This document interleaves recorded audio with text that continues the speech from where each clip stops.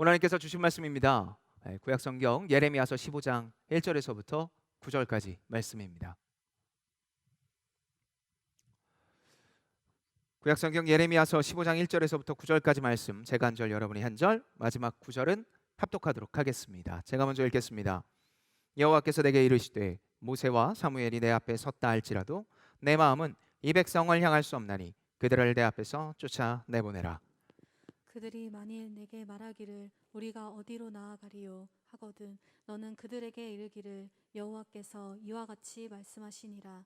죽을 자는 죽음으로 나아가고 칼을 받을 자는 칼로 나아가고 기근을 당할 자는 기근으로 나아가고 포로될 자는 포로됨으로 나아갈지니라 하셨다 하라.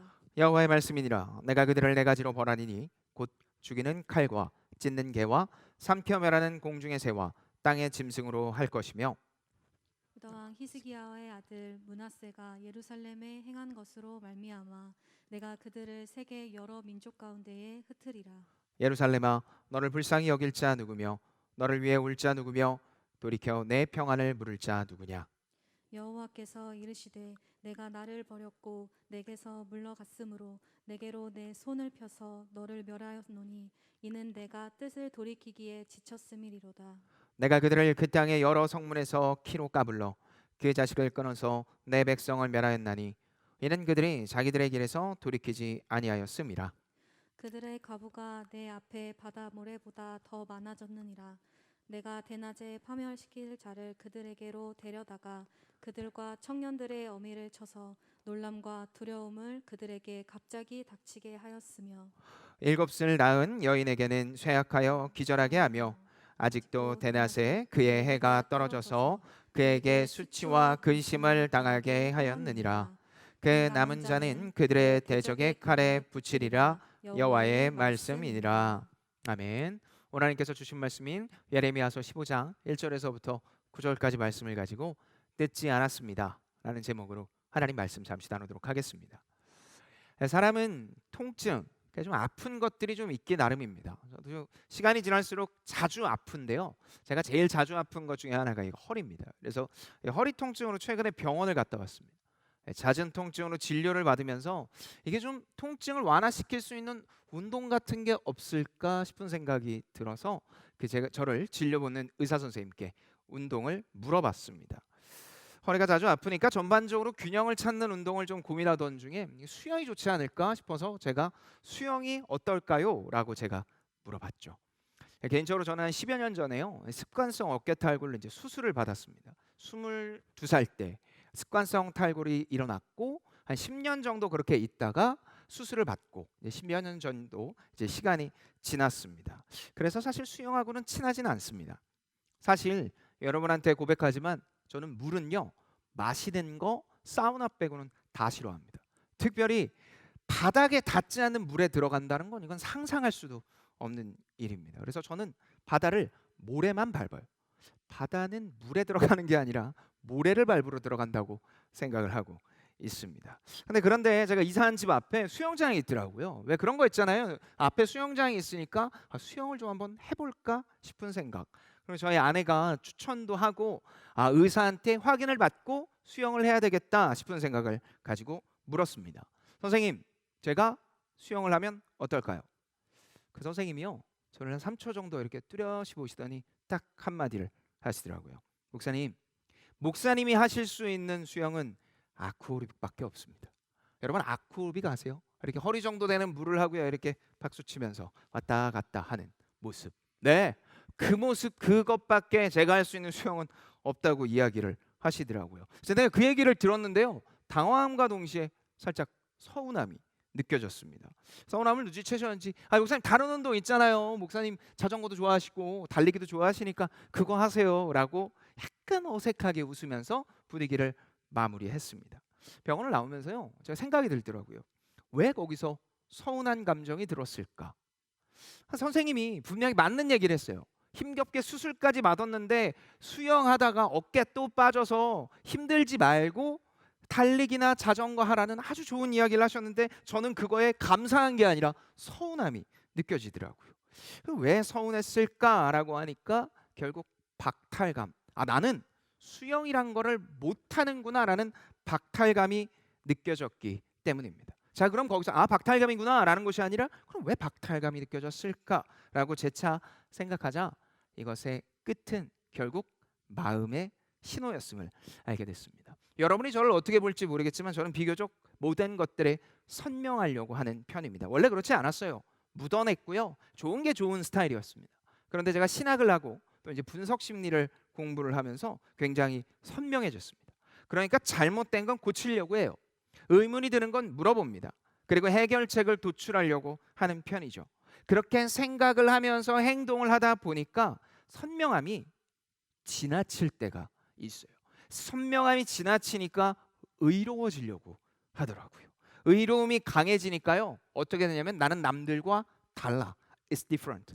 이렇게 계속해서 생각하다 보니까 나를 어떻게 밀어붙이냐면 압박감으로 밀어붙이고 있었습니다. 그러니까 스스로가 스스로를 괴롭히고 있었습니다. 목사야. 그리고 난 남들보다 달라. 나는 그래도 이렇게 선명하게 고칠 수 있는 힘을 가지고 있어 라고 이야기를 하면서 스스로를 계속 압박했고 압박에 압박을 이기지 못해서 스스로가 스스로 괴롭히다 못해 이제는 못하겠다 라는 마음의 신호. 그러니까 지금 그것 말고 다르게 좀 풀어가야 돼 라는 마음의 신호가 스스로에게 주어졌다라는 겁니다. 시간과 지리적으로 그래서 가까운 수영을 원했지만 사실은 안 되게 된 거죠. 그래서 내 안에 그 박탈감, 그래서 그 마음의 신호를 깨닫고 요즘은 일상 속에 틈틈이 자전거도 타고 하면서 조금씩 제 마음의 신호에 반응하고 있습니다. 마음의 신호. 좀 더 선명하게 이야기하면 신호. 이것은 개인적인 내용일 수도 있지만 사실 우리 모두에게도 마찬가지로 적용할 수 있습니다. 삶에 여러 가지 신호들이 있습니다. 예를 들면요, 여러분도 마찬가지겠지만 구내염. 구내염에 걸리면 이 입안에 헐기도 하죠. 그게 무슨 사인이에요? 몸에 비타민이 떨어졌다는 거고 잠이 부족하다는 겁니다. 그런데 그 신호를 무시하면 어떻게 됩니까? 계속해서 그렇게 살다 보면은 쓰러집니다. 솔직히 더 큰 병에 걸리게 되죠. 이것을요 어디로 확장시켜서 볼 수 있냐면 하나님과의 관계로 확장시켜 볼 수 있습니다. 하나님은 당신이 가장 사랑하는 인간에게 끊임없이 신호를 주십니다. 다양한 신호를 주시지만 사실 깨달으면 다행이고 그렇지 않으면 어려워지는 게 사실입니다. 우리가 읽은 이 본문이 바로 그와 같은 내용입니다. 오늘 본문에서 하나님께서는 중보기도하고 있는 예레미야의 이야기로 그것에 답하고 계십니다. 특별히 그 기도에 어떻게 답하시는지, 그리고 하나님의 답변의 의미는 무엇이며 2021년 오늘을 살아가고 있는 우리에게 주시는 의미가 또 무엇인지 알아갔으면 좋겠습니다. 그로 말미암아 이 은혜를 깨달아 성도에게만 주시는 사인이, 그리고 영적으로 귀가 열려 하나님과 깊은 관계에 들어가는 우리들의 삶이 되기를 바랍니다. 오늘 본문 1절에서부터 2절 말씀을 제가 다시 한번 읽도록 하겠습니다. 예레미야서 15장 1절에서부터 2절까지 말씀입니다. 여호와께서 내게 이르시되 모세와 사무엘이 내 앞에 섰다 할지라도 내 마음은 이 백성을 향할 수 없나니 그들을 내 앞에서 쫓아내보내라.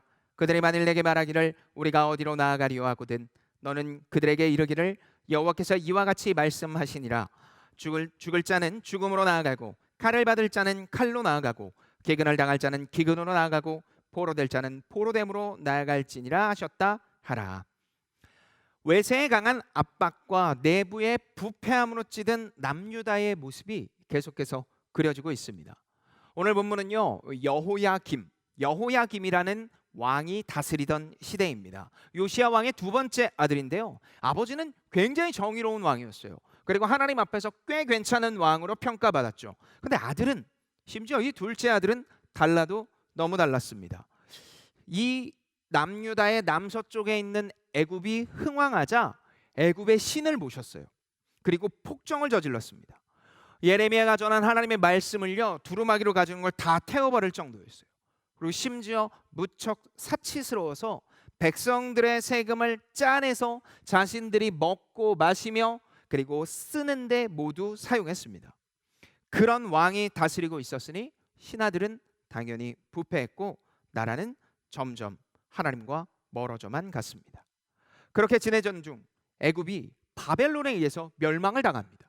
내 편이라고 생각했던 애굽이 다른 나라에 의해서 멸망을 당하자, 야, 이제 우리는 어떻게 해야 되지? 우리는 누구를 따라야 되지라고 깊은 고민을 하기 시작했습니다. 그런 모습을 본 예레미야는 너무너무 안타까웠어요. 자신들이 사랑한 이 민족이 하나님과 거리를 띄우고 하나님의 뜻과 전혀 다른 길을 걸어가자 너무너무 안타까워서 그들을 대신해 하나님 앞에 이렇게 이야기를 합니다. 예레미야서 14장 21절의 말씀입니다.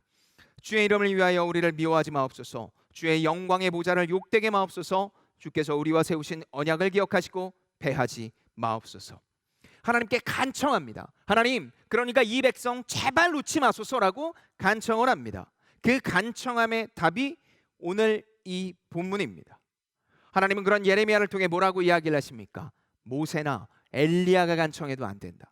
너의 간청이 부족해서도 아니라 모세와 엘리야가 아무리 간청해도 안 된다. 모세와 엘리야가 누굽니까? 당대 이스라엘 백성이 생각하는 영적인 최고의 지도자이자 상징적인 인물입니다. 그렇게 대단한 지도자가 와서, 다시 올 수도 없지만 와서 이야기해도 안 된다라는 이야기, 다시 말해 절대로 안 돼. 절대로 누군가의 대신으로 그들의 죄가 사해질 수 없어 라고 이야기를 하십니다. 그들에게 남겨진 건 그래서 전쟁뿐이며 그들에게 주어진 건 전쟁의 비참한 결과뿐이라고 이야기하십니다. 여러분, 이스라엘은요, 전쟁에 특화된 민족이 아닙니다. 전쟁에 능한 민족 앞에서는요, 언제나 벌벌 떠는 민족. 가나안 정탐을 이 민수기를 보면 통해서도 우리가 이것이 얼마나 이스라엘 백성이 전쟁에 능한 민족 앞에 벌벌 떠는지 알 수 있는데요. 가나안 정탐을 12명의 정탐꾼이 갔다 오죠. 근데 거기에 아낙 자손이라고 크게 강해 보이는 사람들이 있자 그들은 곧바로 두려워 떱니다. 두려워 떠는 단계를요, 12장에 보면 세 단계로 걸쳐서 이야기를 하는데 결국 마지막에는 오열을 하며 우리는 다 죽었다라고 이야기를 할 정도입니다. 그러니까 원래 이렇게 겁 많고 싸움 못하는 민족이에요. 여러분, 싸움도 사실 기능이고 은사거든요. 근데 싸움을 못하는 민족이에요. 그래서 싸움을 못하는 민족이라 하나님이 돕지 않으면 안 되는데 이들은 계속해서 하나님과 멀어지고, 그리고 어떻게 하면 세상의 것과 더 밀접하게 나를 지켜줄 존재를 찾을까 고민하고 있었던 겁니다. 그래서 그런 민족에게 하나님께서는 전쟁이란 단어를 주시면서, 야, 너희들 진짜 큰일이 일어날 거야. 너희 원래 전쟁 못하잖아. 그런데 전쟁이 일어날 거야. 전쟁이 일어나면 백전백패를 하게 될 거야 라고 이야기를 하십니다. 이어지는 본문 3절에 보면 여호와의 말씀이니라 내가 그들을 네 가지로 벌하리니 곧 죽이는 칼과 찢는 개와 삼켜 멸하는 공중의 새와 땅의 짐승으로 할 것이며 라고 이야기를 합니다. 뒤에서 계속해서 나오겠지만 하나님께서는 그 전쟁의 결과가 네 가지의 벌로 나타낼 거다라고 이야기를 하십니다. 전쟁의 결과, 참혹한 결과가 일어나게 될 것인데 이것이 어떤 일입니까? 인간이 제어할 수 없는 영역, 역병, 전투, 날씨, 포로처럼 이스라엘 백성들의 열심과 노력으로 더 이상 제어할 수 없는 것들로, 그러니까 너희들이 지금 인간의 힘에 의지해서 살았지만 결국 너희들이 제어할 수 없는 힘으로 나 여호와 하나님이 진짜 여호와라는 것을 너희 앞에 보여줄 것이다. 고대 근동의 미풍양 속에 거스르는 이 행위, 개가 핥고 저주받았다라고 이야기를 하는 것들로 너희들에게 보여질 것이다. 인간적인 생각으로 나를 떠난 너희 모두가 이제 어떤 결과를 맞이하게 될지 너희 두 눈으로 보게 될 것이다 라고 이야기를 합니다. 그리고 이어지는 본문 5절에 그것들이 현실로 이렇게 드러납니다. 우리 다 같이 한 목소리를 들어가겠습니다. 예레미야서 15장 5절입니다. 시작. 예루살렘아, 너를 불쌍히 여길 자 누구며 너를 위해 울 자 누구며 돌이켜 내 평안을 묵을 자 누구냐. 예루살렘아, 너를 불쌍히 누가 여기겠냐, 누가 울겠냐, 누가 괜찮냐라고 이야기할 아무도 없다는 거예요. 그 백성, 그 땅 안에 하나님의 백성에게 참되게 이야기할 수 있는 사람이 아무도 없고 죽음의 그림자가 뒤엎을 것이다. 그런 모습을 모두 보면서 하나님께서 뭐라고 이야기하십니까? 나는 지쳤다. 희망이 더 이상 보이지 않고 이스라엘 백성들에게 소망이 없는 이 모든 것들, 아무리 이야기해도 더 이상 바뀌지 않는 이스라엘 백성들, 나는 이제 그들이 너무너무 지쳤다라고 이야기를 하십니다. 그들의 습관적이고 변함없는 회개, 나는 이제 지쳤어 라고 이야기하십니다. 6절에 이 지쳤다라는 단어는요, 히브리어로 슬프다라는 뜻을 가지고 있습니다.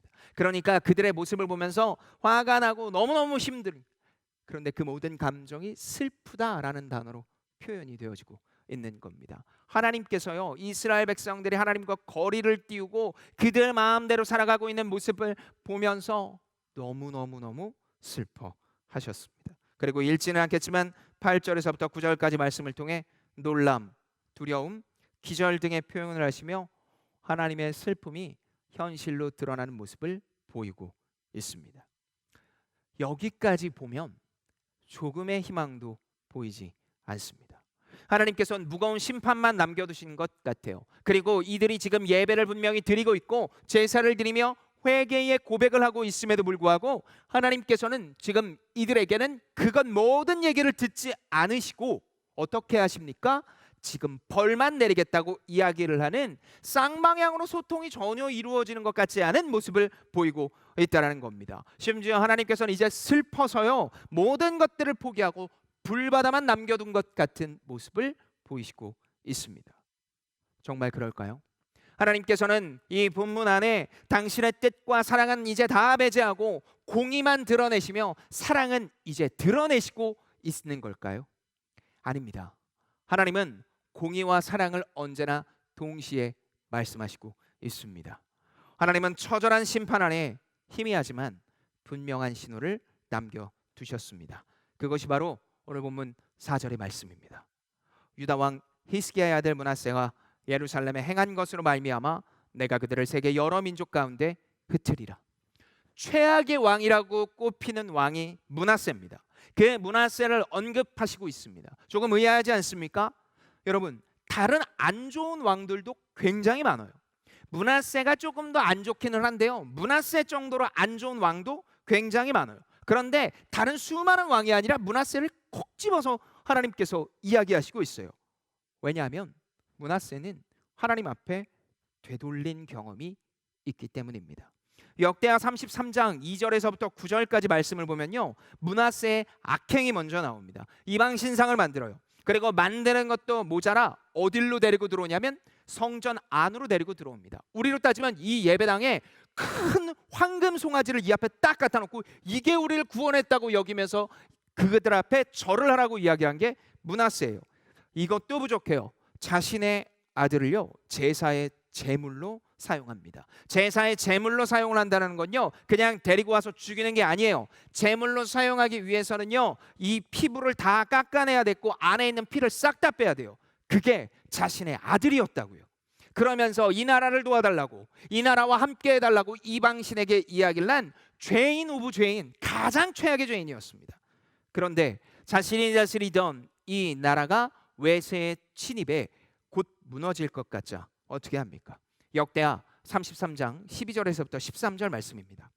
그가 환난에 당하여 그의 하나님 여호와께 간구하고 그의 조상들의 하나님 앞에 크게 겸손하여 기도하였으므로 하나님이 그의 기도를 받으시며 그의 간구를 들으시사 그가 예루살렘에 돌아와서 다시 왕위에 앉게 하시매 므낫세가 그제서야 여호와께서 하나님이신 줄 알았더라. 돌이킵니다. 지금 엄청나게 힘든 상황, 자신의 힘으로 어떻게 컨트롤할 수 없는 상황, 그래서 이제는 내 힘으로 아무것도 할 수 없다. 역대기 저자가 봤을 때도 지금 굉장히 안 좋은 상황, 그리고 역사적으로 봤을 때도 안 좋은 왕이지만 그 왕이 돌이켰습니다. 이후에는 읽지 않겠지만 우상을 제거하고 제단을 부숩니다. 최악의 왕이었던 므낫세의 회개를 하나님께서 콕 집어 이야기하시면서, 자, 므낫세가 이렇게 수많은 죄를 저질렀어. 너희도 알고 있지? 너희도 들었어야 알 거야. 역대 최악의 왕인 므낫세, 그 므낫세가 그 상황에 내게 돌아오자 내가 그를 받아들였던 것처럼 이스라엘 백성들아, 지금 너희들은 누구를 섬길까, 어떤 나라에 붙을까라고 이야기하기 전에 앞서 가장 먼저 너의 몸과 마음을 내게 돌이키라. 가장 먼저 죄를 고백하며 하나님 도우소서라는 그 믿음의 고백이 너희들의 입술 속에 있어야 된다라고 말씀하시고 있습니다. 오늘 본문은 내외적으로 무척 심란한 시기입니다. 지금까지 수백 년에 걸쳐서 외세의 힘에 의지하며 살아온 남유다가 자신들의 의지했던 것이 사라지고 나자 다른 것들에 의지하려고 가고 있었어요. 그런데 하나님께서는 어떻게 하면 좋겠냐라고 이야기를 하는 그들을 향해 무엇이 중요한 게 아니라 너의 마음이 중요하다고 이야기를 하시며 나 여호와 하나님께 몸과 마음을 돌이켜 나를 따르라고 이야기를 하고 있습니다. 내부적으로 불안감이 최고조에 이르는 바로 그때 하나님께서는 방법을 이야기하시는 것이 아니라 돌이킴을 이야기하시고 있습니다. 이것이 하나님의 확고한 의지입니다. 하나님께서 처음으로 이스라엘 백성을 선택하시고 구원해서 인도하시면서 끊임없이 이야기를 하십니다. 너희 전쟁 못해, 너희 싸움 잘 못해, 너희 기술도 없어, 힘도 약해. 근데 내가 너희하고 함께 할 것이다. 내가 너희와 함께 할 것이기에 나를 믿는 자, 나를 따르는 자에게 약속한다. 너희들이 내 백성이 되고 이 땅에서 사라지지 않고 흥왕하게 될 것이다. 하나님께서는 바로 그렇게 언약 백성으로서 이스라엘 백성들을 선택하시고 약속하며 책임지시고 인도하고 있습니다. 그리고 이것은 2021년 6월을 살아가고 있는 오늘 우리에게도 동일하게 하시는 말씀입니다. 많은 사람들이 코로나로 말미암아 하나님과 관계가 멀어졌다라고 이야기를 합니다. 하나님과 진실한 관계를 맺기보다 이전의 관계 그리고 이전의 모습을 가지고 우려먹는 모습들, 바로 그런 하나님과의 관계가 어색해진 사이가 당연한 것처럼 여겨지는 시대에 우리가 살아가고 있습니다. 여러분이 제일 싫어하는 부류가 어떤 부류입니까? 사람들의 부류 중 제일 싫어하는 부류, 사실 꼰대 아닙니까? 요즘 우리가 편하게 생각하는 말로 이 꼰대나 있으면 너무너무 힘들잖아요. 라떼는 말이야, 과거의 영광을 이야기를 하면서 야, 나 때는 이랬어 라고 이야기하는 사람 여러분 싫어하잖아요. 그런데 여러분 다 차치하고 여러분 신앙에 여러분을 한번 대입해 보세요. 나는 말이야 예전에 라고 이야기를 하면서 과거의 영광에 우리가 취해 있지는 않습니까? 영적인 꼰대의 모습이 우리의 모습은 아니냐라는 겁니다. 잊지 마십시오. 영적인 꼰대 싫어한다고 아니라고 이야기를 하면서 그 모습이 내 모습으로 보일 때 하나님께서는 슬퍼하고 계십니다. 또한 동시에 잊지 마십시오. 아직 늦지 않았습니다. 영적인 꼰대처럼 뒷짐지고 어디로 가야 되나 우물쭈물하면서 과거의 영광에 취해 있는 모습, 그 모습은 이제 버릴 때입니다. 하나님 앞에 돌아올 때입니다. 하나님께서 오늘 우리에게 호흡을 주신 이유이며 해를 뜨게 하시고 그리고 다시 달을 뜨게 하시는 이유입니다. 하나님께서 우리를 향해 이야기하시는 단 하나, 내가 영적으로 언약 백성으로 삼은 너희가 이제는 몸과 마음을 돌이켜 나와 함께 하자. 코로나 시기에 많은 어려움을 겪고 있습니다. 특별히 우리는 영적인 상실감을 가지고 살아가죠. 하나님과 멀어져 버렸어요. 근데 여러분, 하나님이 멀어졌어요? 하나님이 여러분 보고 나하고 더 이상 같이 하지 말자고 그랬어요? 아니에요. 우리가 멀어진 거예요. 하나님은 계속해서 그 자리에 있는데 우리가 멀어진 거예요. 그러니까 모든 잘못은 어디에 있어요? 우리한테 있는 거예요. 심지어 우리의 신앙의 근간을 어디에 두고 있었습니까? 우리 사실 편하게 얘기하면 교회 나오는 것, 조금 더 하면 봉사하는 것에 신앙의 모든 것을 두고 있지 않았습니까? 교회를 나오면, 봉사를 하면 이제 내가 하는 것 모든 것이 신앙이 괜찮을 거라고 증명받는 일이라고. 오늘 본문에서 이야기하고 있는 이스라엘 백성들이 내가 회개했다고, 제사를 드렸다고, 피를 흘렸다고 이야기를 하면서 우리는 괜찮을 거라고 얘기하는 것과 똑같은 모습을 우리가 보이고 있는 것 아니냐라는 겁니다. 여러분 기억하십시오. 행위는 믿음과 연결되지만 그것이 곧 모든 것들을 증명해내지는 못합니다. 신앙의 모든 이것들이 열매가 아니라는 겁니다. 그렇게 우리가 가장 먼저 기억해야 될 것이 있습니다. 하나님께서 우리에게 가장 먼저 기억해야 될 것, 바로 그것은요, 하나님의 시선으로 나를 보는 겁니다. 내가 하나님과의 관계에서 하나님의 시선으로 나를 보지 못하면, 깨어진 관계가 제대로 회복되지 못하면 다른 사람을 그렇게 볼 수도 없고 빛으로 소금의 역할을 감당해낼 수도 없으며, 세상 사람들이 몇백만이라고 이야기를 하는 크리스찬이 이 땅에서 하나님의 뜻을 구현해낼 수 없어요. 그렇게 과도하게 그렇게 멀리까지 볼 것도 없어요. 여러분, 여러분의 삶에 있어서 여러분이 크리스찬이란 걸 알면 사람들이 당연하다고 여깁니까? 놀랍니까? 대부분의 사람들이 내가 교회 다닌다라고 이야기를 하면서 감정을 격화시키고 표현을 떨어뜨리지만, 내가 하나님의 자녀라고 이야기를 하면요, 사람들 되게 놀래요. 왜요? 왜 그렇게 놀래요? 교회 다니고 봉사하는 게 크리스찬의 모든 거라고 생각했으니까. 그러면서 믿음 없다고 이야기를 하며, 내가 이미 예수 그리스도를 믿음으로 말미암아 하나님의 다스림 안에 있고 하나님께서 나를 영광되게 접붙임 받아 연합된 자로 부르셨는데, 하나님의 그 믿음과 하나님의 복음 따위는 다 뒤로 밀어놓고 내가 나를 보고 싶은 만큼, 세상이 나를 보고 싶은 것만큼 보면서 그렇게 하나님을 원망하면서 세상과 똑같은 길을 걸어가고 있었으니까. 사랑하는 여러분, 잊지 마십시오. 하나님은 우리를 향해 끊임없이 이야기하신 것 하나는 내가 너를 사랑한다. 여러분, 돌이킨다는 건요, 여러분이 막 스스로를 때려서 그렇게 하나님 앞에 막 가는 게 아니에요. 돌이킨다는 건 하나님의 시선으로 나를 바라보는 겁니다. 하나님께서 나를 접붙여서 연합됨으로 말미암아 하나님의 자녀로 양자로 삼으셨습니다. 책임지시고 인도하신다라고 여기셨어요. 그러니까 자꾸 못하는 게 아니라 우리의 삶의 인도하심에 아멘으로 화답하며 하나님의 시선으로 나를 바라보고, 그래서 그 자유함과 기쁨을 누려가는 삶, 그것을 누구에게 맡기셨습니까?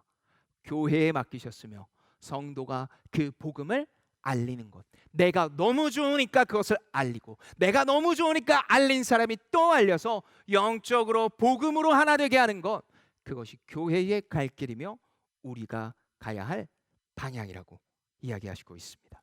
사랑하는 JP풀 여러분, 지금 이스라엘 백성들은 제사를 드렸습니다. 피를 흘렸습니다. 끊임없이 그들은 하나님 앞에 선다고 이야기를 하며 계속해서 나아갔습니다. 그러나 하나님은 이들에게 하신 이야기 딱 하나, 너희들은 패배할 거다. 너희들은 너희들이 컨트롤할 수 없는 영역의 모든 것들을 통해 너희들은 망하게 될 거다라고 이야기를 하십니다. 그렇게 하신 이유는 딱 하나, 바로 마음의 중심 때문입니다. 그들의 마음의 중심을 보시기 때문이며, 이것은 그들이 참석하고 행동하기보다 그들이 진정한 믿음의 모습을 보이지 않았기 때문입니다. 하나님과 관계가 회복되어 스스로를 볼 수 있어야 됩니다. 세상은 끊임없이 우리에게 이야기를 하죠. 뭐라고 이야기를 합니까? 너 그렇게 살면 안 돼. 지금 그럴 때가 아니야. 이걸 못하잖아. 제가 여러분에게 편하게 한번 물어볼까요? 여러분, 지금 3분 동안 제가 시간을 만약에 드리고 있었요, 여러분이 못하는 거, 잘못하는 거 꼽으라고 그러면요, 아마 10가지도 넘게 꼽을 수 있을 겁니다. 그럼 똑같은 시간을 두고 여러분 뭐 잘해요? 라고 물어보면 그때부터 엄청 고민해요. 왜냐면요, 우리가 잘한다라는 건 비교를 하기 때문이에요. 내가 남들과 비교해서 이걸 더 잘해라는 게 잘하는 것처럼 느끼는 거예요. 피라미드를 세워놓고 꼭지점에 내가 서야 이게 진짜 잘하는 거야 라고 생각하는 거예요. 아니에요. 잘하는 건요, 하나님이 잘한다고 여겨주시는 것. 다시 말해, 하나님께서 천지를 창조하시어 우리를 만드시고 지금까지 인도하시고 계속해서 가고 있는데, 내가 하면서 기쁜 거, 그게 잘하는 거예요. 내가 쟤보다 노래를 못해? 그래서 제가 더 잘하고 내가 더 못해. 그러니까 나는 못하는 거야가 아니라 하나님께서 주신 그 방향 안에, 그리고 그 영역 안에서 내가 그것을 기쁨을 하면 그게 잘하는 거예요. 이게 복음의 근간입니다.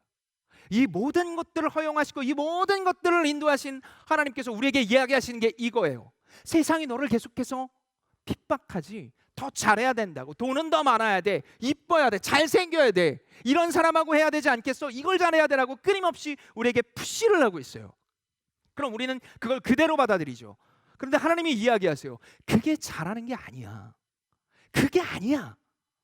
세상은 나를 보고 예민하대요. 아니요, 디테일한 거예요. 세상은 우리를 향해서 답답하대요. 아니요, 묻어난 거예요. 하나님이 우리를 그렇게 지으셨어요. 그런데 묻어난 사람이 자꾸 예민하게 가려고 그래요. 안 맞는 옷을 입으니까 불편해요. 어색해요. 관계가 깨지는 거예요. 여러분, 묻어난 사람은 묻어나게 사는 거예요. 하나님이 그렇게 만들었어요. 자꾸 그거 가지고 동전의 양면처럼 안 좋은 것만 보는 그 모습, 내가 너를 양자로 입양해서 연합하여서 내가 너를 책임진다고 이야기하는 하나님 앞에 아니라는 모습, 그거요, 여러분, 절대 겸손 아니에요. 교만이에요. 하나님이 만든 모습 앞에 계속해서 아니라고 이야기를 하면서 하나님 내가 그럴 리 없어 얘기하는 거, 겸손 아니라 교만이라고요. 죄예요. 그러니 여러분, 지금 이 시간부터 이 공동체가 가야 될 길은요, 말씀 앞에 스스로 위로받는 자. 여러분, 말씀 앞에 스스로 위로받기 위해서는요, 여러분이 지금부터 24시간 내내 성경 공부를 한다고 위로가 되지 않아요. 성경 공부가 여러분을 위로해 주지 않는다고요. 말씀 앞에 위로를 받기 위해서 가장 먼저 필요한 게 바로 믿음입니다. 죄 사함으로 말미암아 하나님께서 만들어 주신 그 정체성을 완전히 회복하고 세상에서 이 정체성을 끊임없이 공격할 때 하나님의 시선으로 스스로를 바라보며 그것으로 말미암아 자유한 자가 수고하고 무거운 짐진 모든 것들을 벗어내고 내가 가볍고 능히 질 수 있는 짐만 가지고 갈 때 성령께서 함께 하시며 또한 동시에 이 땅에 깨어진 관계를 그걸로 회복하게 되는, 그래서 이 땅에 정말 하나님 나라 백성으로 계속해서 하나님의 나라가 흥왕하게 되는 것을 보는 것, 그것이 우리의 길이에요. 그래서 직업 있는 거고요, 그래서 학교 다니는 거고요, 그래서 잘하는 게 있는 거예요. 그런데 우리는 끊임없이 비교하며 아니라고 하잖아요.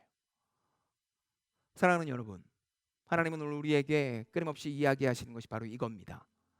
하나님의 시선으로 여러분을 바라보십시오. 하나님이 자녀 삼아 주셨습니다. 자녀 삼은 자를 하나님께서 인도하시고 함께 하신답니다. 그러니 하나님이 던진 이 로프를, 믿음의 로프를 잡고 있기만 하면 됩니다. 그런데 어느 사이에서부터인가 우리 안 하잖아요.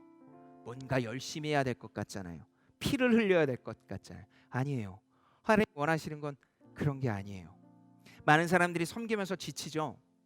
많은 사람들이 지칩니다. 저도 지칠 때가 있어요. 그런데 지칠 때 지치면 안 하는 게 답인 것 같아요. 정말 아이러니하게도 한 6개월 지나면 또 하고 싶어요. 그런데 6개월 지나면 또 지쳐. 여러분, 이 지침과 일함이 자꾸 반복이 되는 이유는요, 우리의 일상 속에 섬김과 그리고 이 행함의 목적이 하나님의 시선으로 나를 바라보고 그 기쁨을 동력으로 하고 있지 않기 때문입니다. 저 전도사님이, 저 목사님이, 저 사람들이 꽤 괜찮은 사람으로 계속해서 인정받았으니 그걸 유지하고 싶은 마음, 세상의 시선과 똑같은 모습으로 교회 안에서 있기 때문에 우리 교회 안의 섬김이 세상과 똑같은 겁니다. 그래서 하나님의 복음, 하나님 나라의 복음이, 하나님의 다스림으로 말미암아 시작된 이 하나님 나라의 복음이 우리 안에 있어야 됩니다. 이 시간 찬양하며 기도할 텐데요, 여러분 늦지 않았습니다. 지금 이 시간부터 하나님 앞에 기도함으로, 그리고 하나님 앞에 간절히 고백함으로 세상의 시선이 아닌 하나님의 시선을 느끼며 스스로를 바라볼 수 있게 해달라고 기도하며, 또한 이 땅에서 이것을 선포하며 살아가는 우리들이 되기를 예수님의 이름으로 축복합니다. 너무 멀리 왔나요? 찬양하면서 기도하도록 하겠습니다. 너무 멀리 왔나요? 주님께 돌아가기에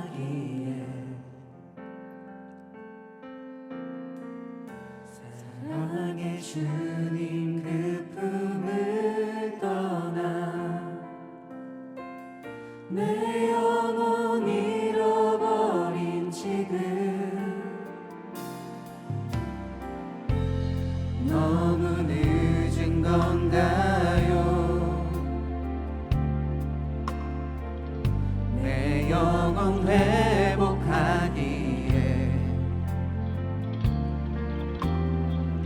수많은 죄악 속에 갇혀서 주님을 잃어버린 지금, 하지만 내 영혼 주님 기다려요. 변함없는 주님의 사랑을 내 모습 이대로 주께 돌아가요. 나의 손을 잡아주소서. 다시 주님의 얼굴 내 영혼 볼 수 있도록 나를 구원하소서. 다시 주의 임재 가운데 내 영혼 살 수 있도록. 하지만 내 영혼, 하지만 내 영혼 주님 기다려요.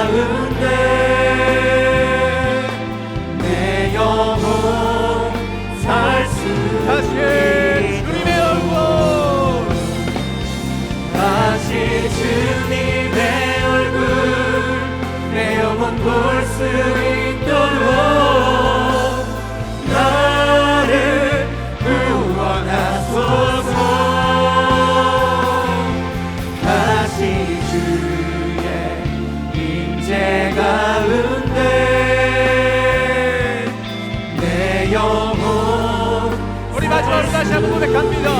다시 주님의 얼굴, 다시 주님의 얼굴 내 영혼 볼 수 있도록 나를 구원하소서. 다시 주의 임재 가운데 내 영혼 살 수 있도록. 우리 시간 주신 말씀 가지고 함께 기도하길 원합니다. 두 가지만 놓고 기도할 텐데요. 첫 번째로 기도하길 원하는 것은 여러분 참된 믿음을 위하여 함께 좀 기도합시다. 여러분 믿음이 있습니까? 여러분은 정말 믿습니까? 네, 믿습니다라고 많은 사람들이 이야기를 해요. 그래서 그 믿음이 무엇이냐고 물어보면 저는 예수님이 있는 걸 믿는데요. 이거는요, 노트나 펜이 있는 걸, 내 눈에 보이는 걸 믿는 거랑 똑같은 이야기예요. 그래서 다시 물어봐요. 정말 믿음이 있냐고. 네, 믿는다고. 무엇을 믿냐라고 이야기를 하면요, 교회 좀 오래 다니면 저는 십자가를 믿어요. 십자가의 보혈 은혜가 뭔데요? 우리의 삶에 있는 더덕더덕 붙어있는 죄의 결과들, 그리고 끊임없이 세상이 나를 향해 이야기를 하는 말도 안 되는 것들을 다 받아들이지 않아도 된다고 나를 정결케 만든 예수 그리스도의 보혈의 은혜를 믿는데, 그건 제 얘기라고 이야기를 하면서 살아가고 있는 게 우리의 모습은 아닙니까? 교회가 세상과 똑같아진 이유는 바로 여기에 있습니다. 세상과 전혀 다른 것 딱 하나가 바로 예수 그리스도인데, 예수 그리스도의 복음의 메시지, 하나님 나라 백성으로 살아가고자 하는 이 복음 메시지 앞에 우리는 아니라고 여기며 그것이 마치 겸손인 것처럼 살아가고 있으니까 여러분 회개하세요. 끊임없이 하나님께서 내게 세워주는 정체성을 거부하면서 세상이 이야기하는 것들에 계속해서 가고 있는 거, 그거 믿음 있는 거 아니에요. 겸손 아니에요. 죄예요. 이 시간 고백합시다. 하나님, 내가 일상 속에서 이런 것들에 빠져 살았습니다. 너 그렇게 살면 안 돼. 더 이뻐져야 돼. 더 잘생겨져야 돼. 돈이 있어야 돼. 어떤 직장 다녀야 돼. 너 계속해서 그렇게 교회 다니면 안 되라는 세상의 이야기에 귀를 기울이느라 하나님과의 관계를 잃어버렸습니다. 하나님께서 주시는 그 믿음의 나를 향한 시선을 내가 거부하고 있었습니다. 이제는 용서하시고 하나님, 예수 그리스도의 보혈의 은혜로 말미암아 내가 나를 바라보게 하소서. 여러분이 여러분을 그렇게 바라보지 않으면 누구도 그렇게 바라보지 않아요. 세상이 누구도 그렇게 바라보지 않는데 언제까지 그렇게 있을 거예요? 하나님께서 내 옆에 고람대어로 옆에 계시며 사랑하는 내 자녀야, 너가 이 시선으로 살기로 한다고 그렇게 이야기하시는데 아니에요. 저는 맞아요. 자격 없어요. 근데 자격 있는 자료를 부르시고 함께 하신다고 하시니 여러분 기도해 볼 만하지 않겠습니까? 이 시간에 기도합시다. 하나님, 세상의 시선에 내 마음이 마치 겸손인 것처럼 살아가는 죄의 모든 것들을 끊어주시고 하나님, 이제는 하나님께서 세우신 정체성, 하나님께서 나를 보는 시선을 가지고 나를 바라볼 수 있도록 주여 인도하여 주시옵소서. 하나님, 므낫세와 같은 죄도 하나님께서 없다 여겨주신다고 하셨으니 하나님, 나의 죄, 나의 모든 것들을 주 앞에 드리며 하나님, 이제 하나님의 시선으로 나를 바라보게 하여 주시옵소서. 존귀한 자녀가 무엇인지 스스로가 경험하며 살아갈 수 있는 인생이 되게 해달라고 우리 다 같이 주님 한번 부르면서 기도하며 나가도록 하겠습니다. 주여, 하나님 아버지, 오늘의 시간을 앞에 기도합니다. 하나님, 믿음이라고 이야기를 합니다. 믿는다라고 이야기를 합니다. 예수 그리스도가 있다는 걸 믿는데 그 예수 그리스도의 십자가의 보혈의 은혜, 그 십자가의 보혈의 은혜가 주님 내 삶과 전혀 거리가 있지 않고 함께하고 있지 않은 모습을 보이고 있습니다. 하나님 아버지, 불쌍히 여시고 위로하고 계시고 하나님 아버지, 이제는 하나님의 시선으로 나를 바라보게 하소서. 예수 그리스도가 나를 바꾸시고 연합하여 하나님과 화평케 하며 영원히 구하겠다는 하나님의 마음, 그 메시지 앞에 하나님 아버지, 이제 아멘을 원하게 하소서. 아버지, 교만을 하고 있는 우리의 모습 속에 아버지, 우리를 불쌍히 여기시고 하나님 아버지께서 만지시고 우리를 온전히 인도하시며 나아갈 수 있는 자리에 되게 하여 주시옵소서. 내 영혼 살 수 한 가지만 놓고 더 기도합시다. 믿음이 있는 자는 행함이 있습니다. 행함은 결국 더러운 것과 구별된 선한 모습의 삶, 이것이 드러나게끔 되어 있습니다. 여러분이 살아있는 곳, 여러분이 지금 숨쉬고 있는 그 자리에서 여러분은 정말 선한 행실로 살아가고 있습니까? 착하게 살라는 것, 여러분 착하게 사는 건요, 이 그 땅에서 무조건 받아주고 세상에 이야기하는 기준에 맞춰주는 게 아니에요. 예수 그리스도의 선한 행위는 정직과 공의와 공평이 여러분의 자리에서 드러나는 거예요. 어려운 사람, 힘든 사람, 그 사람을 돕는 것도 있지만 여러분이 서 있는 자리에서 눈 한 번 감으면 넘어갈 수 있는 일, 근데 하나님께서 양심의 찔림으로 말미암아 선한 양심을 주셔서 찔리는 걸 넘어가지 않는 모습까지도 그것이 하나님 나라 백성이 살아갈 몫입니다. 무엇입니까? 아닌 건 아니라고 해야 됩니다. 그래서 내가 그 땅에서 바보 취급당해도, 거기서 정말 어려운 삶을 사는 것 같아도 아닌 건 아닌 거예요. 어려울 것 같죠. 근데 잊지 마세요. 성령께서 우리를 놔두지 않으십니다. 제가 대학 부사역을 할 때입니다. 한 지체가 4학년 2학기 마지막 기말고사를 다가왔어요. 그런데 그 친구가 리더였는데 그 친구가 컨닝을 해서 대학교 졸업을 해요. 그래서 저한테 그 얘기를 하더라고요. 간사님, 대학교 1년 졸업 밀리면 간사님이 돈 대줄 거예요. 그리고 나와서 계속해서 사업을 하며 흥황하고 있습니다. 제가 그 형제를 향해 이야기했습니다. 잊지 마라. 하나님 나라 백성은 돈 많이 버는 게 아니라 어느 순간에서부터 정직한 거다. 근데 난 너의 그 말 하나님이 슬퍼하셨으리라 믿는다. 여러분, 이런 삶이 우리의 삶은 아닙니까? 눈 한 번 감으면 쉽게 넘어갈 수 있는 거, 근데 하나님이 아니라고 이야기를 하고 있는 걸 맞다고 여기며 하나님 원래 사회생활은 그래요라고 하면서 넘어가고 있는 것들이 얼마나 많이 있습니까? 목회자도 마찬가지예요.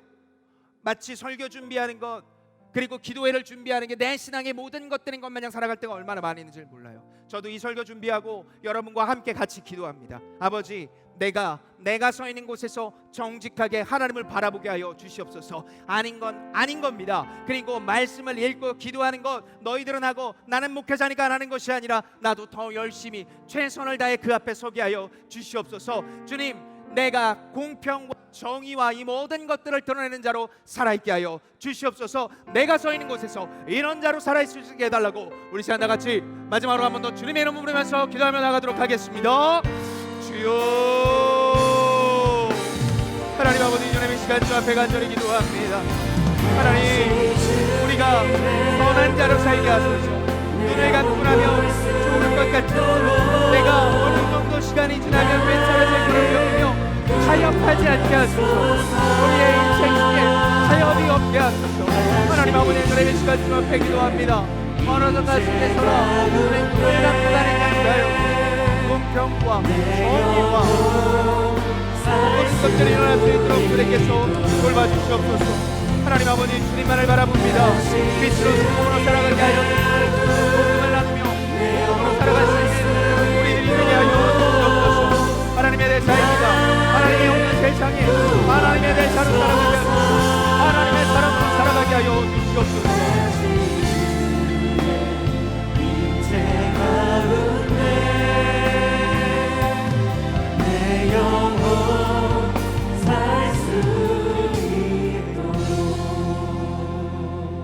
사랑하는 하나님 아버지, 오늘 우리에게 그동안 귀한 말씀을 주셔서 감사합니다. 전쟁으로 인해 절망감이 가득한 시기에 하나님은 므낫세의 이름을 올리시며 기억하게 하셨습니다. 몸과 마음을 돌이켜 하나님과 가깝게 하소서. 하나님의 시선으로 나를 바라보게 하소서. 스스로가 교만하게 나는 아니라고 여기며 하나님의 메시지에서 벗어난 이 몸을 불쌍히 여겨 주시옵소서. 주님, 회개합니다. 하나님의 제자로 서기보다 삼자로 서 있었던 나의 모습을 긍휼히 여기시어 이제는 하나님의 길을 걸어가는 우리들이 되게 하여 주시옵소서. 신앙생활이 오래됐다고 괜찮게 여기는 익숙함에서 벗어나게 하여 주시옵소서. 아버지, 참된 믿음은 참된 행함을 낳습니다. 내가 있는 곳에서 참된 행함이 있게 하여 주시고 눈 감지 않게 하여 주시고 그 눈 감지 않을 수 있는 용기를 주시어 이 땅에서 하나님의 자녀로, 특별히 하나님의 대사로, 하나님의 사람으로 서 있을 수 있도록 주님께서 인도하시고 돌봐 주시옵소서. 이제는 우리 구주 예수 그리스도의 은혜와 하나님 아버지의 사랑과 성령의 교통하심이 여기 모여 참된 믿음과 행함으로 하나님의 자녀로서의 이 귀한 인생이 살겠노라고 다짐하며 또 다짐하는 JP플과 개인과 가정과 회사와 그리고 주님이 너무나 사랑하시는 이 장충교회에 이제부터 영원토록 함께하기를 축원하옵나이다. 아멘.